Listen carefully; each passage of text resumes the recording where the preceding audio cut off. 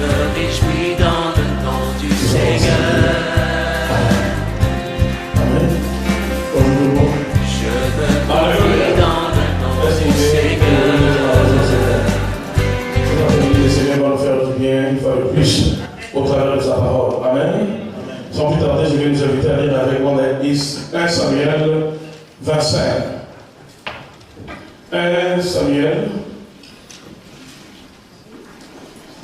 le chapitre 25e.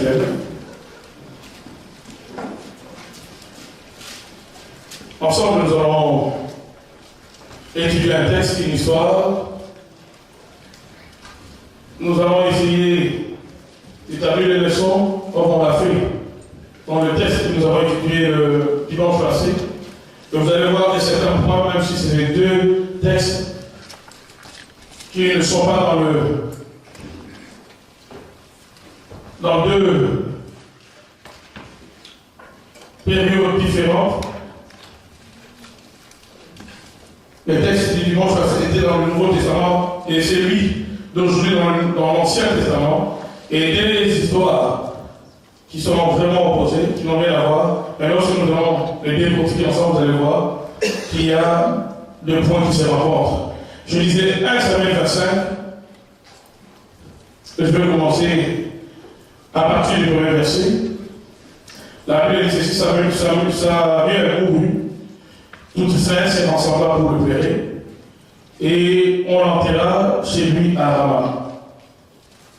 Quand David s'éleva et descendit au désert de Paran, il y avait à Mahon un homme très riche qui possédait le bien à Carmel. Il avait 3000 brebis et 1000 chèvres. Et il s'est trouvé à Carmel pour l'attendre de ses brebis.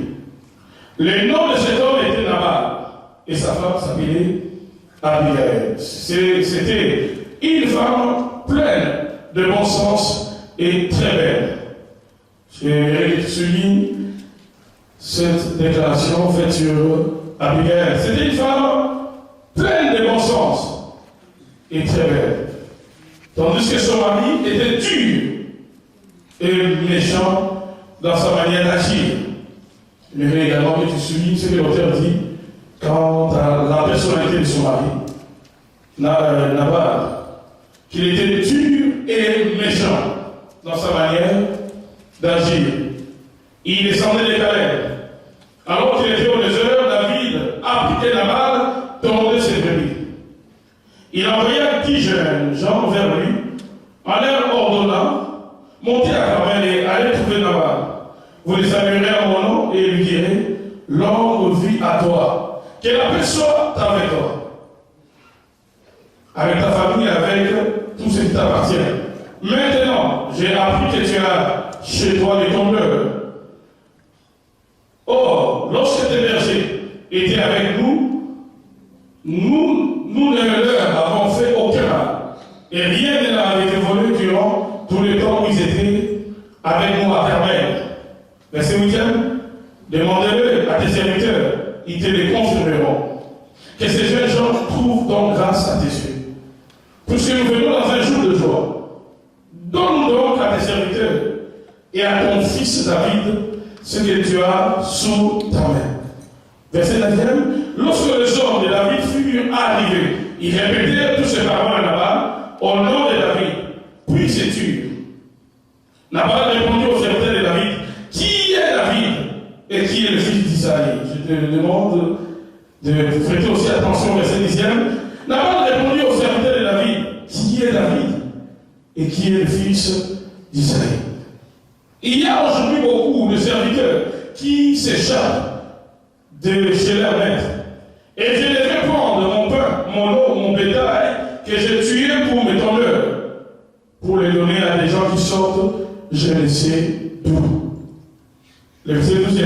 Les hommes de David retroussèrent chemin. Ils répartirent et répétèrent à leur arrivée toutes ces paroles à David. Alors David dit à ses hommes que chacun de vous prenne son épée. Et il prit chacun leur épée. David aussi prit la sienne. Et environ 400 hommes montèrent à sa suite, tandis que 200 restaient près du matériel. Donc si vous faites le total, David avait au moins 600 hommes.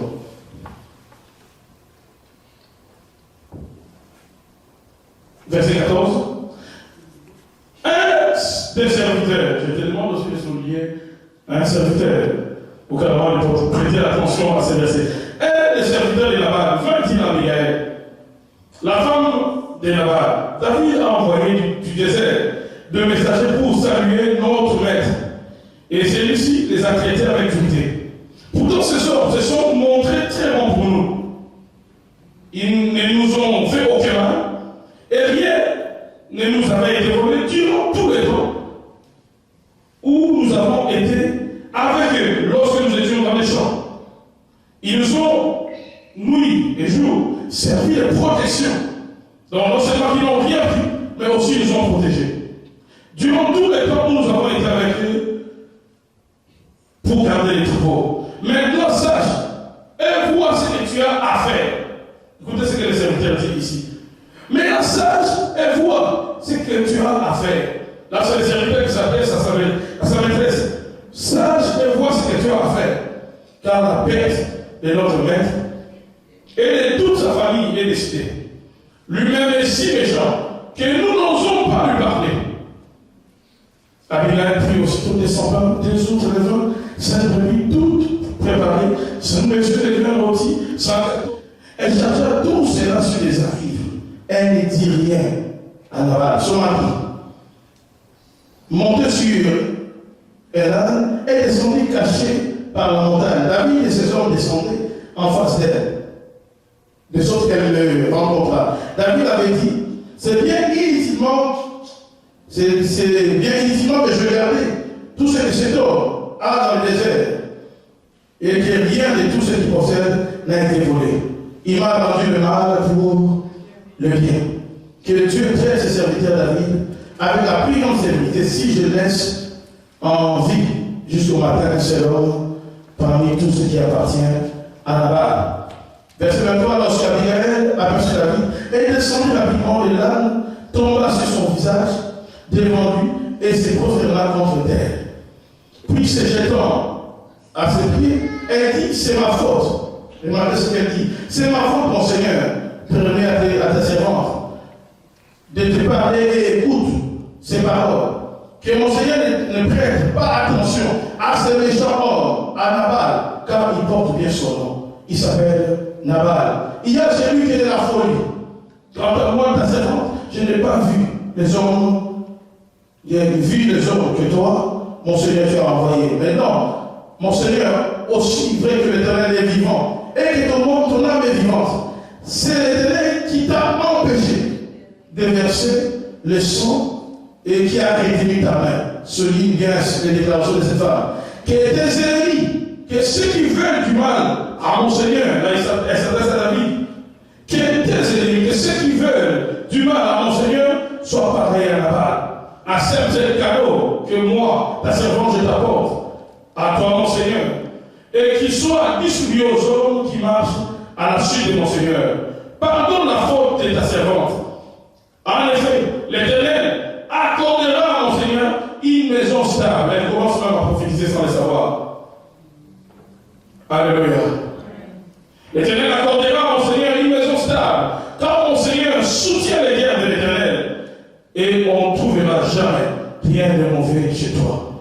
Si quelqu'un s'adresse pour te suivre et envers ta vie, ton âme, mon Seigneur, sera bien gardée avec les vivants auprès de l'Éternel ton Dieu. En revanche, il enverra au loin comme une fronde l'âme de tes ennemis. Lorsque l'Éternel aura fait à mon Seigneur tout le bien qu'il t'a annoncé et qui t'aura établi chef d'Israël. Remarquez ce que cette femme est en train de dire. Lorsque l'Éternel aura fait à mon Seigneur tout le bien qu'il t'a annoncé et qu'il t'aura établi chef d'Israël, mon Seigneur n'aura ni remords ni trouble dans son cœur pour avoir versé le sang inutilement pour s'être vengé lui-même. Et lorsque l'Éternel aura fait du bien à mon Seigneur, souviens-toi de ta servante. Là, elle introduit déjà son dossier. Vous allez avec moi, là? Attendez. David dit à Abigail, béni soit l'Éternel, le Dieu d'Israël, qui t'a envoyé aujourd'hui à ma rencontre. béni soit ton bon sens, et béni sois-tu, toi qui m'as empêché aujourd'hui de verser le sang, et qui a retenu ma main. Mais l'Éternel Dieu d'Israël qui m'a empêché de te faire du mal est vivant. Si tu n'étais pas dépêché de venir à ma rencontre, il ne serait pas resté un seul homme à Nabal d'ici le matin. David prit ce qu'Abigail lui avait apporté et lui dit, monte chez toi. Tu vois, j'ai été écouté, je viens n'accueillir. Verset 36, Abigail arriva vers Nabal alors qu'il faisait un festin digne d'un roi. Vous devez, il faisait un festin digne d'un roi dans sa maison. Il avait le cœur joyeux, il était complètement ivre. Elle ne lui dit pas un seul mot jusqu'au matin. Mais le matin, l'ivresse de Nabal s'était dissipée et sa femme nous raconta ce qui s'était passé. Le Knet, qui est le prière, il est dessus parce qu'on a fait du bien avec elle. Verset 38. Frappa Nabal, il mourut. Prénom de Dieu. Est-ce qu'on peut acclamer le Seigneur pour cette lecture? Moi, je fais cette lecture avec vie, avec vivacité. Est-ce qu'on peut bien maintenant acclamer le Seigneur? Amen. Je vous termine cet après-midi. David et Nabal, une histoire qui nous enseigne. David et Nabal, une histoire qui nous enseigne. Dans un premier temps, je vais nous récapituler un peu l'histoire que nous venons de lire, afin de nous situer dans le contexte de l'histoire. Et dans le deuxième temps, nous allons nous mettre à étudier au moins 4 personnages clés. Je dirais même 5, qui est le cinquième, c'est le Dieu, qui a les derniers mots sur cette histoire. Vous allez voir que Dieu, dans cette histoire, il se présente au dernier verset, qui relate l'histoire, au verset 38e, comme celui qui a les derniers mots en tout. 5 personnages seront l'objet de l'étude de cette histoire cet après-midi. Mais laissez-moi d'abord nous relater l'histoire afin de bien saisir l'histoire avant de tirer les leçons. Cette histoire se déroule d'abord à une période difficile de la vie de David, quand il était recherché par Saül. Cette histoire elle est comprise, si vous voyez, le chapitre 25e et le chapitre 27e qui vient après, c'est le chapitre 26e que nous sommes en train de lire, ou de partager ici. Cette histoire est comprise entre les poursuites que David subissait de Saül. C'était une époque difficile où David était devenu un nomade, où pour rester en vie, il devait bouger, il devait fuir, il devait se réfugier dans des rochers, dans des forteresses. Et l'auteur qui relate cette histoire nous dit que David va envoyer 10 de ses serviteurs qui étaient avec lui dans le maquis, qui étaient avec lui et considérés par Saül comme des rebelles. Il va envoyer 10 de ses serviteurs vers un homme. Et l'auteur nous décrit les richesses de cet homme pour que nous ne puissions pas commettre l'erreur de croire que c'était un pauvre. L'auteur nous donne la liste des richesses, parce qu'à cette époque-là, pour estimer la richesse de quelqu'un ou encore pour dire que quelqu'un était riche, on devait compter la valeur, le nombre des animaux qu'il avait. Alléluia. L'auteur nous donne le nombre de bétail. Il établit la liste des richesses que cet homme avait. Il s'appelait Nabal, il était riche, très riche. Et cet homme avait plusieurs serviteurs qui travaillaient pour lui. Et comme c'était dans l'époque, on ne gardait pas les prémices ce soir. On devait les amener dans les montagnes, dans des lieux où il y avait de l'herbe, pour les nourrir. Et à cette époque-là, il y avait beaucoup de brigands. À l'époque où cette histoire s'est passée, les historiens disent qu'il y avait beaucoup de bandits, beaucoup de brigands. De telle sorte que beaucoup de bergers étaient victimes. Victimes des brigands, des assassins qui pouvaient venir s'accaparer des brebis. Tu as 20 qui te prennent même la moitié. Ou si tu as seulement de la chance. Ou encore, ils prennent les brebis et ils tuent même les bergers. Est-ce que vous êtes avec moi? Est-ce que vous êtes avec moi? Et David, à cette époque-là, il n'était pas encore le roi, je le rappelle encore. Il a croisé les brebis et les bergers de Nabal. Qu'est-ce que David va faire? Même s'il était dans les besoins, il ne va pas toucher aux brebis, ni au bétail de Nabal, ni aux bergers. Non seulement il ne va pas toucher à cela, Mais bien plus encore, il va servir de protection. Est-ce que tu peux dire avec moi protection? Donc ça veut dire qu'il va devenir le serviteur de Laban en protégeant ses biens, ses richesses et les hommes qui travaillaient pour Laban. Voilà pourquoi lorsque David va apprendre que Laban célébrait la période où en Israël, les hommes riches, de ceux qui avaient des brebis, appelés les tondeurs, de ceux qui venaient pour tondre, soigner les brebis, soigner les peaux. S'il y en avait beaucoup plus de poids, on enlevait ces poils-là, en plus sur les animaux, pour les rendre plus jolis. C'était une période où on comptait, on dénombrait les nombres de détails. C'était la période où on s'est rendu compte qu'il y a 3 mois, j'avais 10 moutons, par exemple. Là, je suis rendu à 20, qui est appelé le chef ou le patron.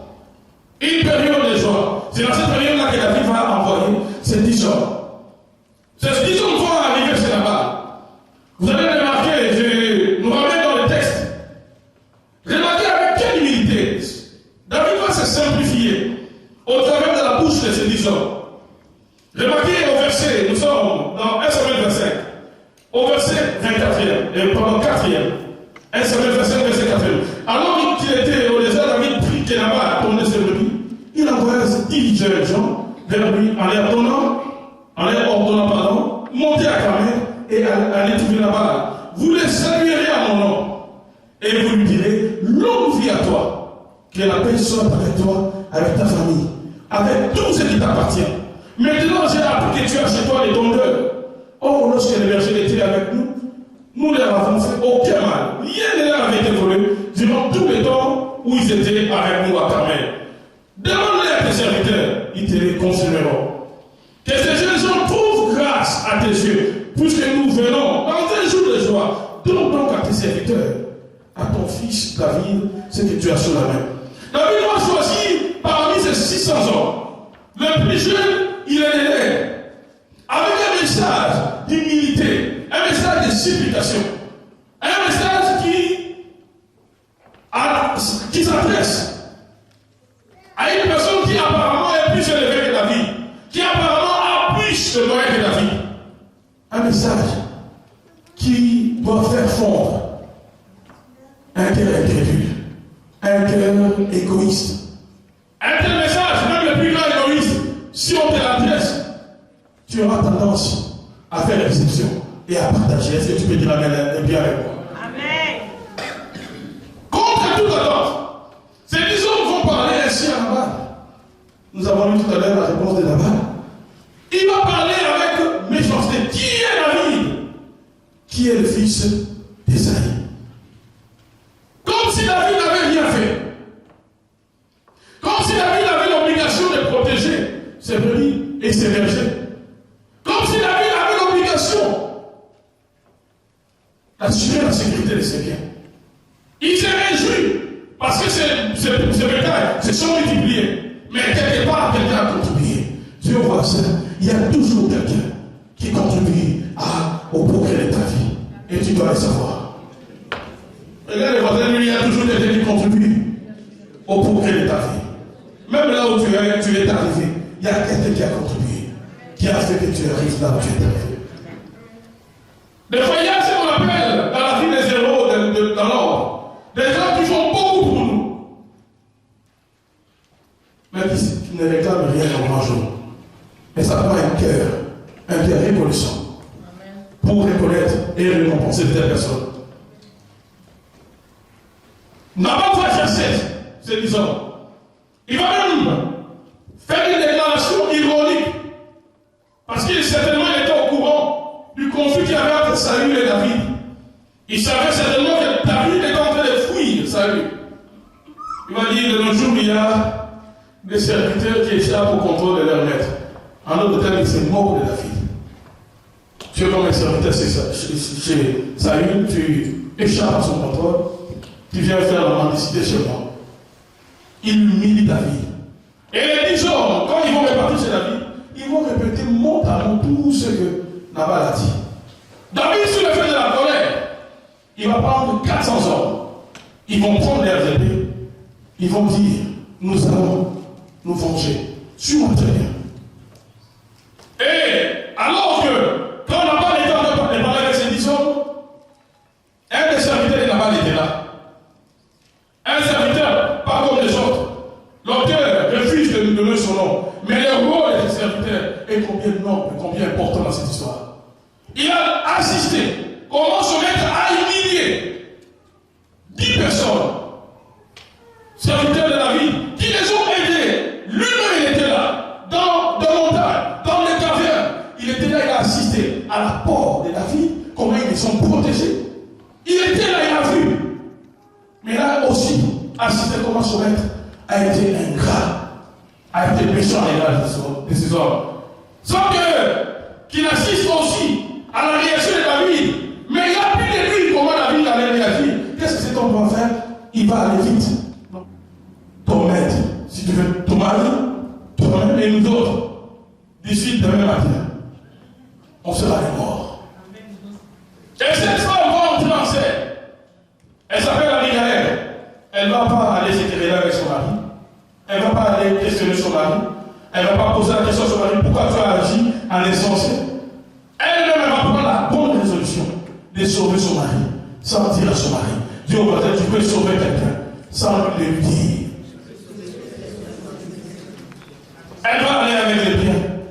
David va croiser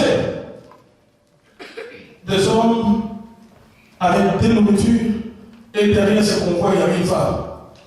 La femme vient se présenter devant David. Remarquez d'abord dans son langage, elle prend toute la faute de son mari.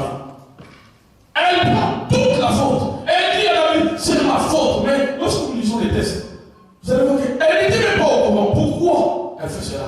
Nous allons comprendre cela avec vous. Elle dit, c'est ma faute. N'agis pas comme Nabal, comme mon mari. Nabal, en fait, son nom voulait dire fou ou folie. Il va dire à David, si tu reprends le sang de mon mari, plus tard, si Dieu te lève, tu vas regretter ce que tu auras fait aujourd'hui. Aujourd'hui, tu vas agir sur le fait de la colère, mais ton action ne s'effacera jamais de ta conscience. Il va même dire à David comme une prophétesse, plus tard, d'abord il va dire que tous tes ennemis, qui même qui vont te faire du mal, le Seigneur le roulera comme une pierre dans ses parts, une fronde, ou par une lance. Et plus tard, quand Dieu t'aura établi comme chef d'Israël, souviens-toi de moi. En d'autres termes, elle voyait ce que son mari ne voyait pas. En temps, elle regardait David, elle était déjà arrivée là où son mari ne pouvait pas arriver. Elle voyait loin. Elle savait que cet homme qui demande aujourd'hui, demain on sera tous ses sujets. On sera compté parmi ses sujets, parmi ceux de son père. Il sera appelé le roi. Alors qu'aujourd'hui, il manque même le pain. Alors je les respecte déjà maintenant. Je les considère déjà maintenant. Qui peut dire amen et dire avec moi? 5 personnages à l'étude. Commençons par le premier personnage. Je nous ai relaté l'histoire. Nous avons compris le contexte. Étudions bien les personnages. Tous les personnages, David. Est-ce que tu peux dire avec moi David? J'ai dit ici en regardant mon histoire que David, ici, ce n'est pas le David élevé. Ce n'est pas le David roi d'Israël. Mais c'est un David incertain du lendemain. C'est un David instable. C'est un David nomade. C'est un David qui n'avait pas la garantie qu'il va vivre demain. Et si vous lisez l'histoire, vous allez voir que quelque part, lorsque Saül en voulait tellement David commençait même à douter au commerce de Dieu. À un certain moment, il a fait même la déclaration. Il dit certainement, Saül me tuera. Un jour, Saül me tuera. À un moment, il croyait plus à sa tête qu'à sa réussite. À un moment, David, malgré l'onction qu'on avait déjà versée sur sa tête, depuis, je pense, le chapitre 12e. L'onction qui avait déjà coulé sur sa tête ne disait plus rien à David, parce que c'était le commencement du problème. Alléluia. Certainement, il commençait à se poser la question, mais pourquoi Saül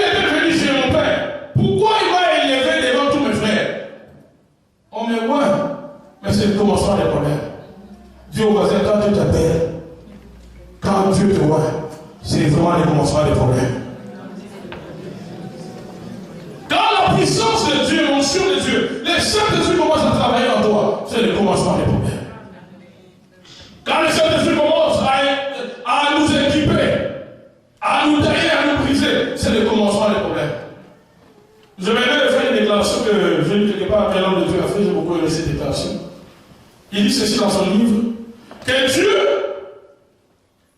ne peut pas te prendre du point A au point Z sans te faire passer par les points B, C, D, F, G, ainsi de suite. En d'autres termes, il n'y a pas d'élévation automatique avec Dieu. Tu passeras par les passages obligés.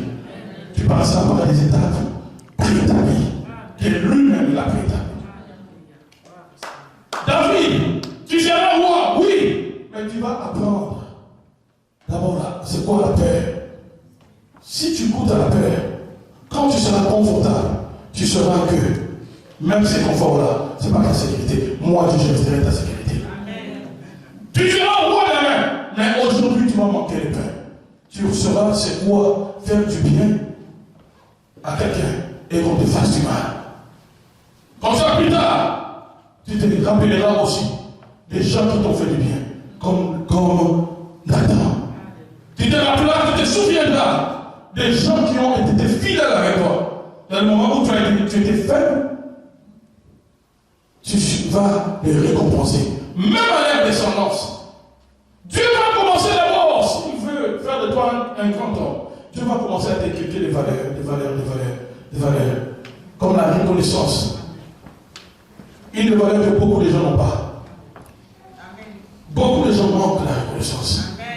On a peut-être des parlements, on a peut-être une longue vie de prière, malgré cette vie de prière, mais peu sont reconnaissants. Peu disent merci à des gens qui les ont aidés.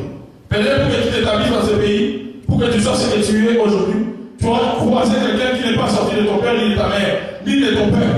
Mais cette personne, Dieu l'a utilisée pour que toi, tu sois stable dans ce pays. Est-ce que tu as déjà passé une minute pour dire, Seigneur, bénis ces frères-là, bénis cet homme-là, bénis cette maman-là, bénis ces papas, bénis cette personne, grâce à qui je suis ce que je suis.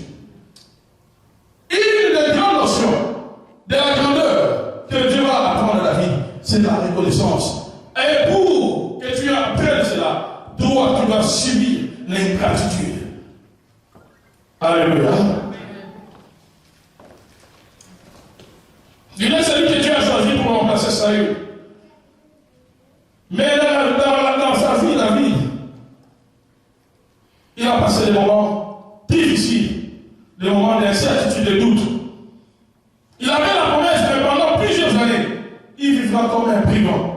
Malgré la promesse, c'est lui qui avait été versé sur lui. Il devra expérimenter l'humiliation, apprendre à demander avec humilité, avec aucune garantie que ce qu'il demande lui sera accordé. Manquer le pain, manquer quoi avec son nom, alors qu'il est destiné à devenir roi. Le Seigneur a permis que David comprenne bien d'abord qui est l'homme, en fait il compte totalement à lui, ni sur ses propres bonnes actions. Dans cette histoire, Dieu était en train d'apprendre à David. Tu vas découvrir réellement David qui est l'homme. En même temps, je vais te montrer les limites de tes bonnes actions. Que tes bonnes actions ne te garantissent rien si moi, je ne mets pas ma main. Est-ce que tu es avec moi? Ne compte pas sur tes bonnes actions, mon frère. Tu peux faire des bonnes actions. Le professeur à qui tu fais le bien, t'ignores demain quand toi tu as besoin de Dieu. Dieu décide en train d'apprendre la vie. D'abord, qui est l'homme? Tu lui fais du bien. Il ne te répond pas l'ingratitude. Deuxièmement, tu lui montres que tu peux faire du bien, mais tu n'as aucune garantie que le bien que tu as fait à ton prochain, il te le rendra. D'où compte sur moi ta vie. Alors, ça veut dire que dans le processus qui nous amène à devenir ce que Dieu veut, Dieu nous détache totalement de l'homme et Dieu nous attache totalement à lui. Dieu veut à 100% que mon égard soit tourné vers lui. Lève ta main dans la Seigneur Jésus. Travaille à moi. Apprends-moi à compter sur toi. Non pas à compter sur mes efforts. Non pas à compter sur mes bonnes actions. Non pas à compter sur l'homme. Mais à compter sur toi. Change ma façon de voir les choses. Dans le nom de Jésus. Ce n'est pas une obligation pour ces derniers d'agir de la sorte aussi pour nous. Alléluia. L'autre leçon que David apprendra dans cette histoire, c'est la gestion de lui-même. La gestion de lui-même, la gestion du tempérament. Sa colère a failli lui faire une folie. Il a voulu mettre la main là où Dieu devait mettre sa main. Il a voulu mettre sa main sur Abigail et pardon sur Nabal. Alors que vous allez voir qu'à la fin de l'histoire, Dieu avait déjà prévu lui-même de sanctionner Nabal. Quelque part, la Bible dit, à moi la vengeance, à moi la rétribution. Tu n'as pas besoin d'haïr quelqu'un pour que le mal lui arrive. Si cette personne doit être sanctionnée, la personne la mieux placée pour la sanctionner, c'est Dieu. Et ne t'en fais pas. Dieu n'oubliera personne. Et la Bible dit, il rendra à chacun selon ses œuvres. Alléluia. Il rendra à chacun selon ses œuvres. Celui qui mérite d'être sanctionné le sera par le Seigneur. Mais ne cède pas au sentiment de ton cœur qui te pousse à la haine, à détester quelqu'un parce qu'il t'a fait du mal, qui te pousse à la vengeance, à détruire la vie de quelqu'un parce qu'il t'a refusé quelque chose. Des fois, nous devenons comme nous réagissons comme David, sous l'effet des émotions, de nos sentiments. On met d'abord la haine à l'avant-plan, on met la colère. Comme il m'a trahi, comme il m'a laissé. Il m'avait promis le mariage, il n'a pas honoré. Il m'avait promis ceci, il m'avait promis cela. Alors moi aussi je le prouverai. Alléluia. Alléluia. Ta colère n'accomplit pas la justice de Dieu, nous dit la Bible. Dieu va apprendre à David que sur le fait de la colère, on peut faire beaucoup de dégâts. Beaucoup de dégâts. Et si tu sanctionnes la personne que Dieu devait sanctionner, la sanction qui devait tomber sur la personne tombera sur toi. Et c'est ce qu'Abigail a essayé de faire comprendre à David. Il dit, tu as un grand avenir. Tu vas compromettre ton avenir pour rien à cause du sang de quelqu'un qui est déjà condamnable, qui est déjà condamné même par le ciel. Plus tard, quand tu seras roi, ce sang-là te sera redemandé. Tu vas apprendre à David, même si on te fait du mal, tu dois savoir comment te contenir. Tu dois apprendre la gestion de soi-même, de tes émotions, de tes sentiments. Tu dois apprendre à te contenir. Si tu veux devenir grand. Il n'y a pas de grandeur sans le développement intérieur de la maîtrise de soi. Jamais. Pas de grandeur. Dieu doit commencer d'abord à tuer ce qui est impulsif en nous. Ce qui nous pousse à la haine, à la jalousie. Ce qui nous pousse, je dirais même à l'orgueil, ce qui nous pousse à la vengeance. Et pour que tu découvres que tu es un rancunier, Dieu te mettra dans des situations, dans des circonstances où on te haïra sans raison, où on te fera du mal alors que tu fais du bien. Maintenant, les défauts qui est caché en toi sera mis en évidence. Dieu va vouloir que tu puisses réellement voir ce que toi, tu es dans des circonstances où peut-être tu croyais que tu réagirais différemment. En autre temps, que tu te découvres, en fait, que tu es au bas de la croix et que tu dises à Dieu, change-moi. Change-moi. Alléluia. Voilà pourquoi Dieu permettra des situations où que tes enfants sont maltraités par quelqu'un. Parce que peut-être toi aussi, tu auras l'occasion de traiter, d'avoir les enfants d'autrui sous ta garde. Que ta femme soit humiliée, que ton mari soit humilié, afin que toi, que tu apprennes à respecter et à honorer les femmes d'autrui, le mari d'autrui. Mais il faut que tu te retournes dans une situation. Je suis en train de dire ici, depuis tout à l'heure, que Dieu créera des problèmes qui te permettront de te découvrir. Et plus précisément de découvrir les défauts qui sont enfin d'aller avec ces faiblesses-là au bas de la croix. Jésus, change-moi. Lève encore ta main tout avec moi. Seigneur Jésus, cet après-midi, je suis conscient de mes faiblesses. Conscient de mes faiblesses. Conscient de mes faiblesses. Change-moi, Seigneur. Change-moi, Seigneur. Brise mon orgueil. Brise ma colère. Brise la haine. Brise mon langage. Dans les situations difficiles. Brise mon langage. Fais une réaction, Seigneur, qui ne glorifie pas ton nom. Au nom de Jésus.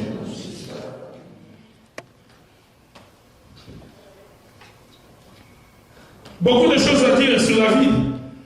Mais laissez-moi passer à l'autre personnage de cette histoire. Le second, qui est Nabal. Le nom de Nabal, je l'ai lu tout à l'heure, ça voulait déjà dire fou. Certains commentateurs doutent que ce soit vraiment le nom que son père et sa mère lui ont donné. Mais beaucoup de chercheurs de la Bible disent, probablement, ce sont des gens qui vivaient avec lui, qui l'entouraient, qui à cause de son mauvais caractère, ont fini par les surnommer ainsi. Et probablement lui aussi il a accepté cela. Parce que même sa femme l'appelle Nabal. Les théologiens doutent fort qu'un père normal, une mère normale puisse appeler son enfant fou. Comme par hasard, il y a aussi des noms qui vont de pair avec le comportement de la personne. On l'appelle d'abord fou, mais il fait aussi preuve de folie. Et vous allez voir déjà que l'auteur dans le texte, lorsqu'il décrit la femme et l'homme, il nous présente un couple où les deux personnages sont diamétralement opposés. La femme belle et pleine de bon sens. L'homme mauvais et dur dans ses actions.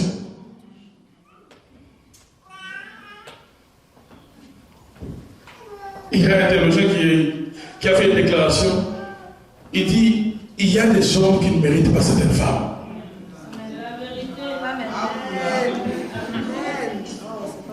Je me laisse un peu le temps de dire cela. Si tu veux connaître l'auteur qui a dit cela, assure-toi que ce n'est pas bon. Il dit qu'il y a des hommes qui ne méritent pas certaines femmes. Mais c'est que moi j'ajoute. L'inverse aussi est vrai. Il y a des femmes qui ne méritent pas aussi certains hommes. Et c'est dit aussi Amen. Tout à l'heure là, vous avez dit Amen. Hein? Il y a des hommes qui ne méritent pas certaines femmes. Il y a des femmes aussi qui ne méritent pas certains hommes. On voit la femme pleine de bon sens. Et une femme sage. Mais on voit l'homme fou. Alléluia. Un fou. Quelqu'un qui pose des actions pour que le mal lui arrive. Des actions qui l'importent, qui même un enfant peut détruire les conséquences. Il impose à quelqu'un qui a 600 hommes à sa charge. Une telle personne s'humilie devant toi, tu penses qu'il devient un enfant. Et tu sais bien que c'est un brigand. À cette époque-là, les cachets que David avait, c'était un brigand. Donc il peut tout faire. Il n'a pas une loi qui le respecte à ce moment-là. Fou. Que le Seigneur retire la folie dans certaines hommes. J'aimerais dire que le Seigneur retire la folie aussi dans certaines femmes. Certains couples, certaines familles sont malades à cause de la folie soit de l'un ou de l'autre. Certains mariages sont détruits à cause de la folie de l'un ou de l'autre.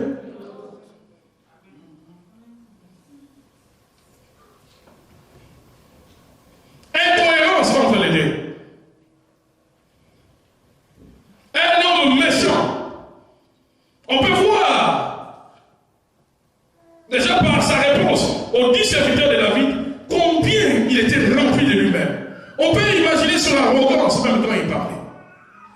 Orgueilleux, Nabal. lui n'était pas avec ses bergers dans les montagnes. C'est David. Mais remarquez comment il fête, il s'est réjoui, c'est comme si c'est lui qui a travaillé. Même si c'était à lui. Alléluia. Ingrat. L'ingratitude caractérisée là-bas.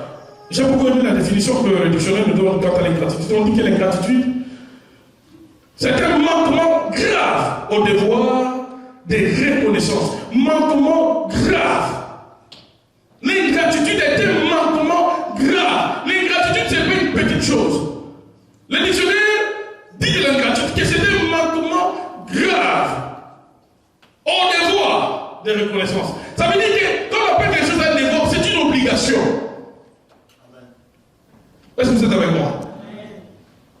La rousse devient ingratitude comme un manquement grave au devoir de reconnaissance. En d'autres termes, la rousse veut nous dire que la reconnaissance, quelque part, devient une obligation.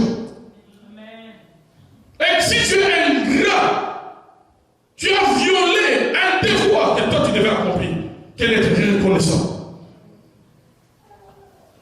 Qu'il y a des gens qui sont vraiment ingrats dans la vie. Ingrat. Tu le fais du bien aujourd'hui. Demain, tu le croises quelque part dans le métro. Il esquive tes regards. Oh, qu'est-ce que tu lui fais? Rien du tout. Et surtout nous autres ici. Il vient, tu pries pour lui. Comme si nous, on n'a pas le droit d'aller chez McDonald's. Comme si nous, on n'a pas le droit de se promener comme tout le monde. Tu me vois, tu commences à te cacher. Oh, qu'est-ce que je t'ai fait? Tu peux rentrer à la maison avec une culpabilité pour des choses que tu n'as pas fait. Tu te poses des questions, mais pourquoi les gens réagissent de cette façon? Tout simplement parce que la personne refuse de t'accorder une salutation. Pas son avant, une salutation. Dis seulement ma soeur, bonjour. Bonjour mon frère. La personne invite. Il y a des gens qui sont ingratitudes, même pour des choses qui sont simples. Ça n'enlève rien en elle ou en lui. Ça ne change ni la coloration de sa peau, ni la longueur de ses ongles. Mais la personne, elle est ingrate. Alléluia. Ingratitude. Manquement grave au devoir de reconnaissance. C'est cela qui caractérise Nabal. Au lieu de dire, d'un refus, il faut des fois faire la politique. Je ne nous apprends pas ici à être menteur, mais j'ai essayé un peu d'extrapoler pour donner à Nabal une petite sagesse qui pouvait lui éviter des problèmes. Il pouvait lui dire à ses hommes, écoutez, je n'ai pas assez de nourriture, j'ai beaucoup de serviteurs, merci pour ce que vous avez fait, je ferai plus tard. C'est une réponse de ça. Il est incapable même de faire semblant. Incapable de faire semblant. Il y a des gens, ils sont tellement mauvais que c'est difficile, c'est une torture personnelle s'il peut faire semblant. S'il peut même faire semblant qu'il est content de te voir. Tu vois que même peut-être il y a les sourires sur les lèvres, mais le front est serré. Donc cohérence entre la bouche et le front. Tellement mauvais qu'il est incapable de faire semblant. C'est le plus fort que lui, il est tellement mauvais. Nabal. On te fait du bien, tu refuses d'être reconnaissant. L'église te fait du bien. Mais lorsque c'est le moment où on dit prie pour l'église, les gens prient en murmurant. Prions pour la bénédiction dans nos vies pour que Dieu nous donne du travail. Là, on chauffe la prière. Prions pour le mariage. Là, on chauffe la prière. Service d'offrande.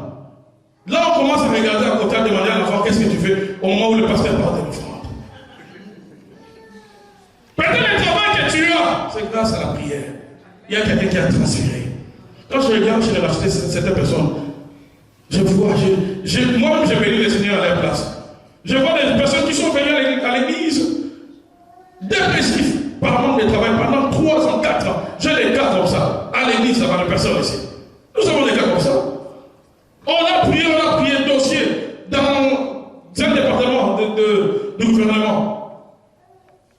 On trie, on choisit la personne. la situation change directement. Est-ce qu'il y a des conditions? À Dieu, le fils qui donnait un petit $20 à Dieu. Est-ce que je peux parler d'une personne libre? Amen. Le fils qui donnait un petit billet de $20, c'est comme si on voulait l'arracher le bois.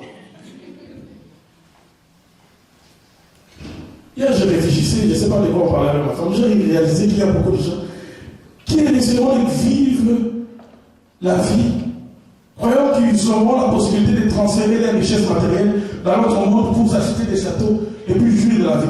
Donc en fait, j'étais en train de réaliser qu'il y a des gens qui sont tellement chiches, même envers eux-mêmes, qui refusent même de s'offrir certaines choses alors qu'ils ont les moyens de s'offrir, tout simplement parce que, non, je vais parler. Oui, tu vas parler, mais cela ne doit pas t'empêcher aussi de t'acheter quand même une chaussure, par exemple. Alléluia. Cela ne doit pas t'empêcher d'aller au restaurant, de manger un bon plat. Tu es dans un bon pays.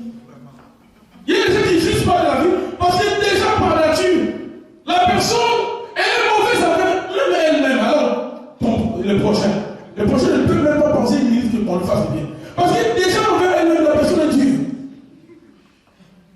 On a oublié, il y a $5 quelque part. On a des mots de tête pendant une semaine pour un $5 qu'on a égaré quelque part.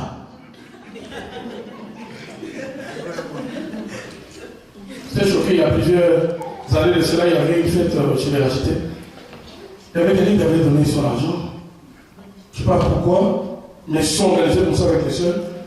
Et puis on devait lui ajouter quelques. C'était des sœurs. Elle avait donné, je pense, un pied de vin. On lui a dit $18 et quelques sous. La personne m'a rappelé, pasteur, j'avais donné mon billet, il restait quelques sous. Moi j'ai dit, on te doit faire $. Non, on avait donné déjà 18. Mais on avait donné 18 et quelques sous, mais il en restait parce que ça fauche le calcul ici. J'ai dit, ma soeur, on va te donner un billet de $20. On va te redonner à nouveau notre billet. Au Canada. Et voilà pour vous dire que la pauvreté, c'était l'état d'esprit. Beaucoup de gens ne seront pauvres parce qu'ils sont déjà pauvres dans la raison. On priera pour la bénédiction, mais la bénédiction ne viendra pas. Parce que pour que les choses prennent place dans ta vie, il faut d'abord que tu l'acceptes dans ton esprit. Tu l'acceptes pas, ça ne prendra pas place aussi dans le plan matériel. Il y a des gens qui doivent sortir de cette pauvreté. Ils ne donnent pas parce que dans ta tête, ils disent que je n'ai rien. C'est sûr que tu n'as rien. Tu donnes aucune information, et peut-être que même si tu meurs aujourd'hui, c'est contre la banque de Montréal, tu as la caisse des jardins, va en profiter parce qu'ils ne savent même pas que tu as quelqu'un qui peut bénéficier de ces choses-là. Tu épargnes, accident, parce que la mort peut venir n'importe quand. Dieu est souverain. Il peut te prendre malgré ta foi, malgré ta chrétienté. Dieu peut te prendre n'importe comment, n'importe quand. Tellement ingrat, tu refuses même de dire, de donner un peu certaines informations sur toi-même, même à ton fils, même à ta fille, même à ton. Il y a même des couples où l'homme et la femme, c'est vraiment l'Orient et l'Occident en matière d'argent. On est homme et femme, c'est mon lit. Mais l'argent, c'est ton problème. Ils sortent ensemble. Lorsqu'ils vont payer chez la caissière, l'homme passe ses histoires, sa lotion, il passe ses biscuits, il les paie. Et la femme est juste à côté. Et même comme ici, dans nos épiceries, il y a un petit bâton pour séparer ceux qui a autrui et ceux qui a tort. Il prend le luxe de mettre les bâtons entre ces histoires et l'histoire de la femme. La femme multiplie à son tour avec son lit, elle paye aussi. Et puis ils disent qu'ils sont mariés. Des gens qui se font du mal, silencieusement, ils se font du mal. Alors, toi, maintenant, tu ne pas son mari, tu ne pas sa femme. Tu penses qu'il te fera du bien. L'église, tu penses qu'il fera du bien à l'église. Et c'est ainsi de suite, nous, tellement pauvres, nous prions beaucoup, il n'y a pas la bénédiction. Sois reconnaissant. Apprends à donner.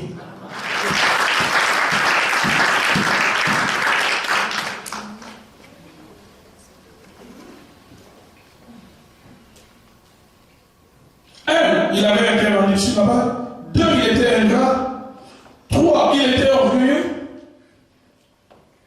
le verset 10 et 11, le verset le démontre, quant à son orgueil, dans son langage, 4 n'a pas ignoré la valeur des relations.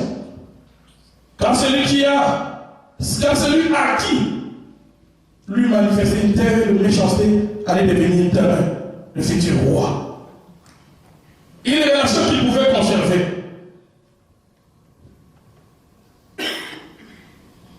Quelqu'un qui ignore la valeur des autres ne pourra jamais, comme je l'ai dit le dimanche passé, accomplir sa destinée.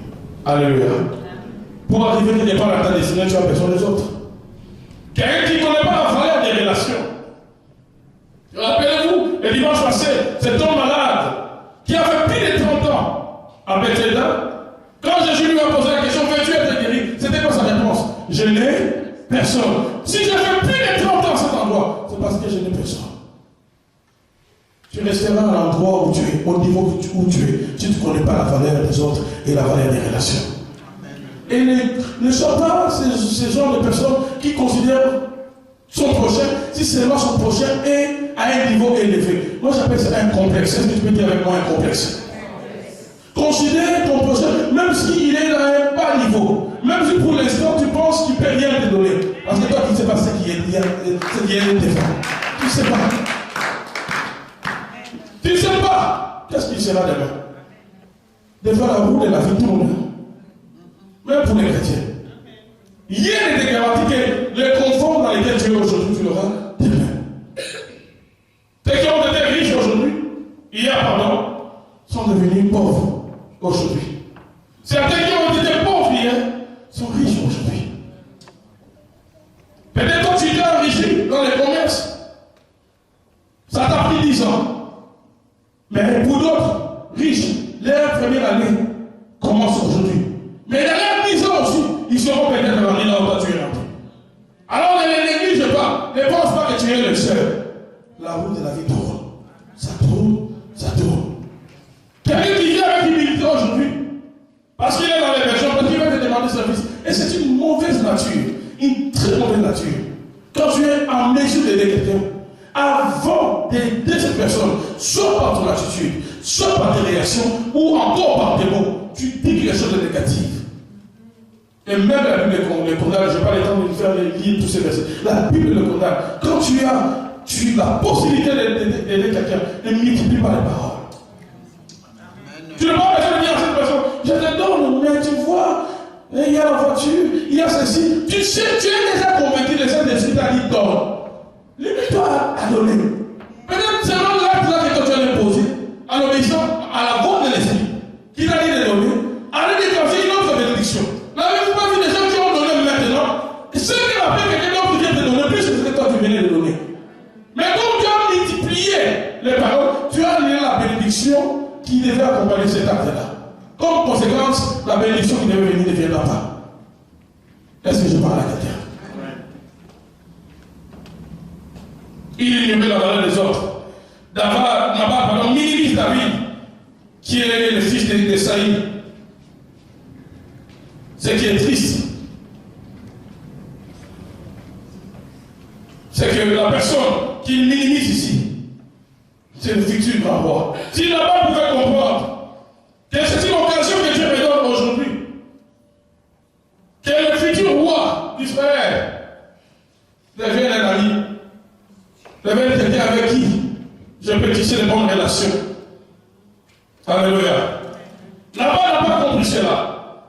Mais comme son nom veut dire folie, il va manifester sa folie. Mais laissez-moi parler du troisième personnage. Le troisième, je dirais même, la troisième personne, c'est Abigail, c'est la femme. Donc, déjà nous la présente. D'abord, par rapport à son aspect extérieur. Le terme dit que c'était une très belle femme. Il y a des gens qui sont belles de l'extérieur, belles de l'intérieur. Alléluia. Belle de l'extérieur, belle de l'intérieur. Il y a harmonie. Elle fait la preuve de beaucoup de sagesse pour sauver la vie de son mari. Première chose à dire sur elle, c'est qu'elle connaissait bien son mari. La preuve de cela, c'est qu'elle n'écouta même pas une minute de ce que le serviteur est venu lui dire quant au comportement de son mari. Ceux qui sont mariés ici, est-ce que tu connais ton conjoint? Alléluia. Le serviteur vient lui dire, Abigail, Nabal, il a détruit les choses là-bas. Là, je l'ai dit d'une façon. Il est caché. Nabal a mis la vie de tout le monde en danger. Si toi tu n'agis pas, demain matin, tout cela, chaos. Mais regardez la femme, elle connaissait bien son mari. Elle ne va pas vers Nabal pour le questionner. Mais Nabal, écoute ce qu'on m'a dit de toi. Elle connaissait très bien son mari. Elle connaissait bien son mari. Et cette connaissance va l'aider à prendre la bonne résolution, qui est d'aller solutionner les problèmes avant même de passer par les concernés. Parce que s'il avait dit à Nabal allait certainement l'empêcher. Et ils allaient tous mourir. Elle connaissait bien son mari. D'après, elle ne doutait pas de ce que les serviteurs étaient venus lui dire. Voilà pourquoi elle agit sans considérer l'opinion de son mari.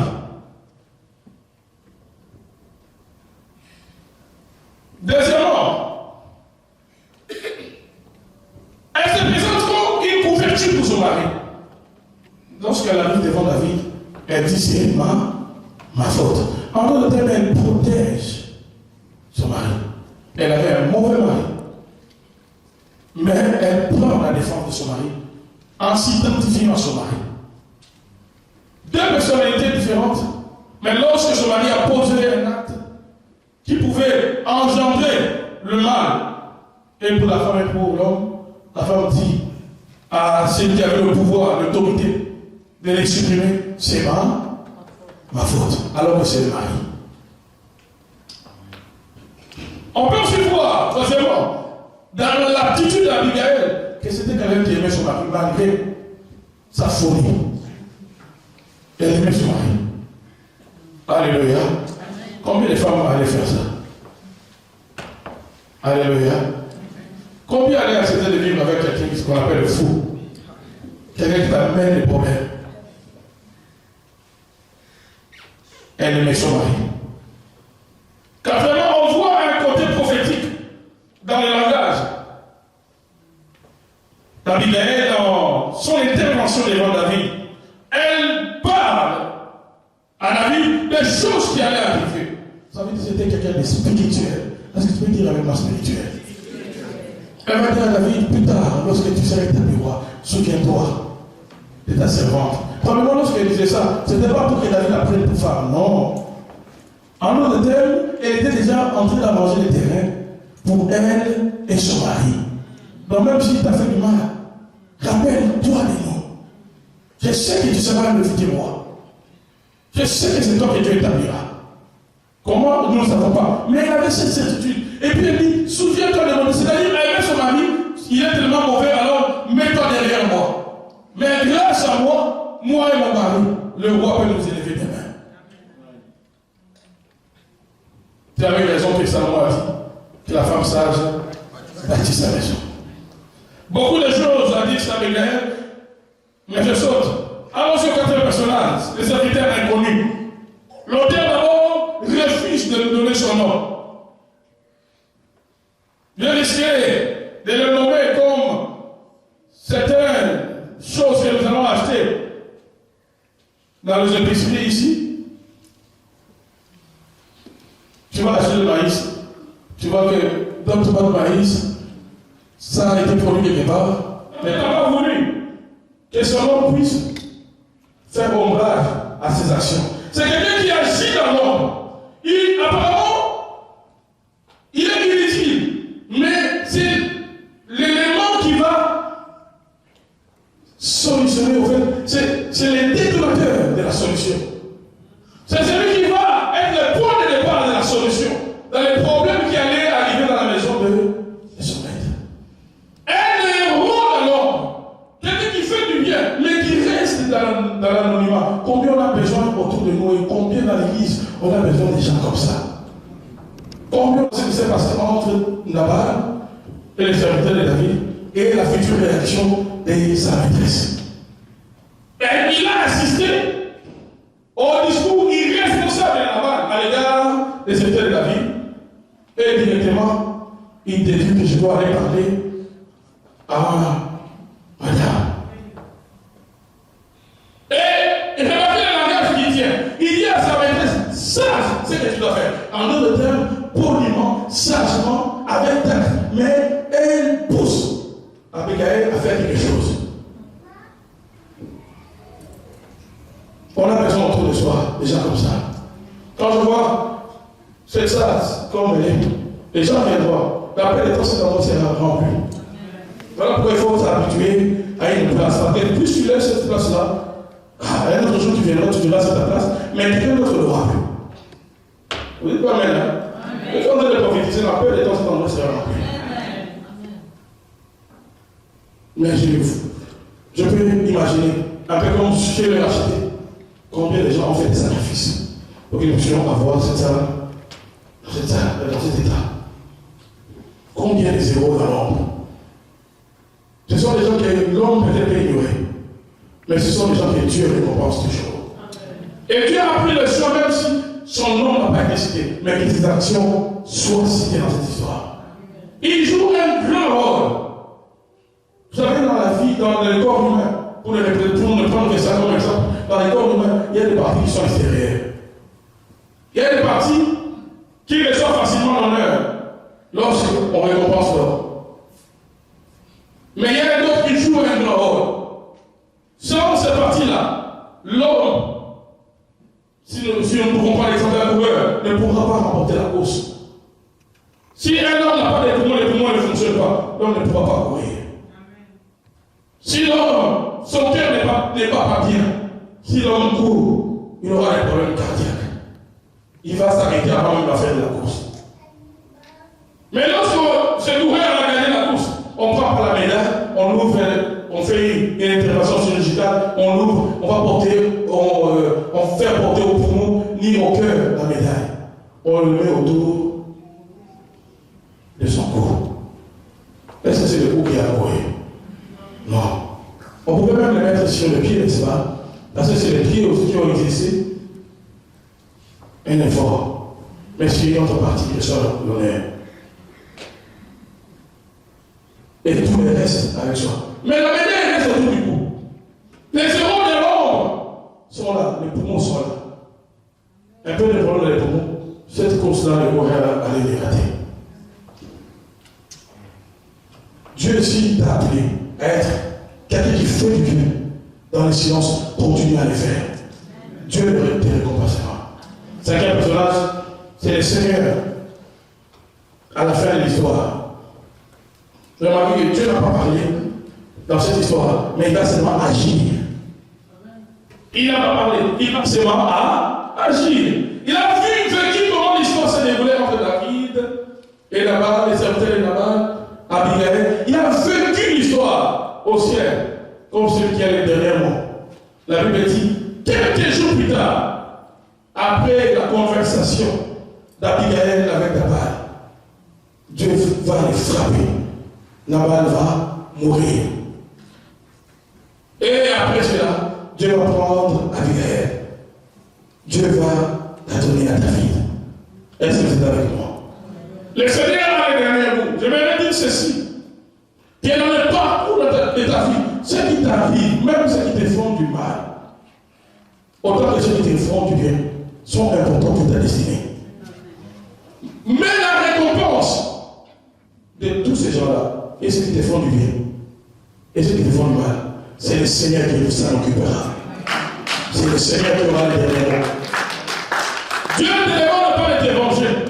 Dieu ne te demande pas d'avoir une mauvaise attitude. Voilà pourquoi Joseph, en son temps, quand il a compris le rôle de ses frères qu'il avait vendu, quand ses frères ont appris que Jacob allait mourir, ils ont commencé à avoir peur.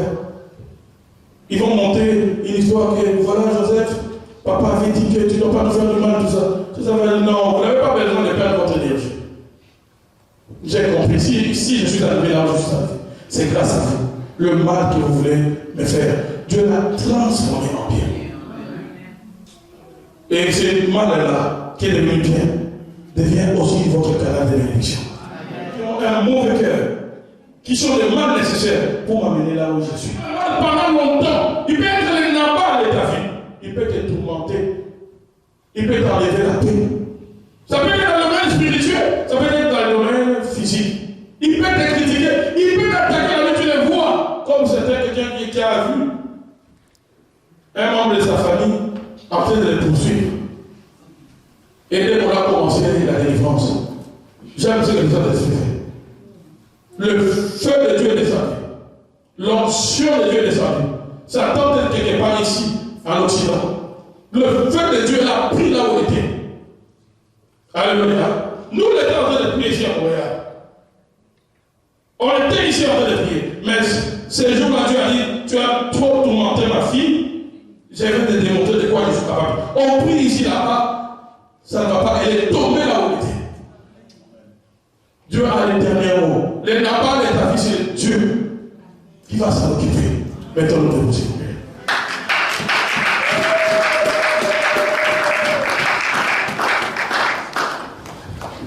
Restez là, Dieu.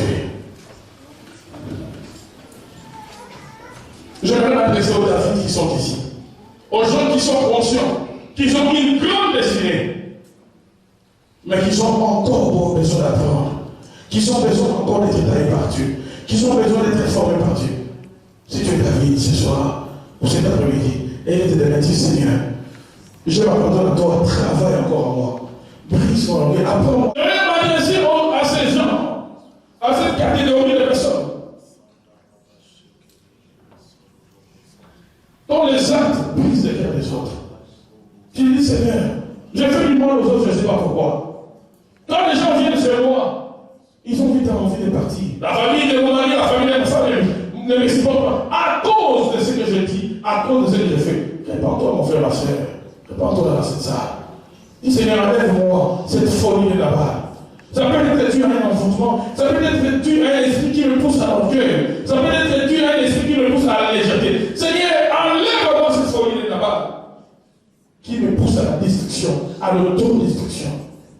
Tu es là ce soir, tu es dans la race de ces serviteurs et ces héros dans l'ordre. Dis au Seigneur, Seigneur, je vais continuer à accomplir les bonnes actions, même dans l'ordre. Et dis-moi encore,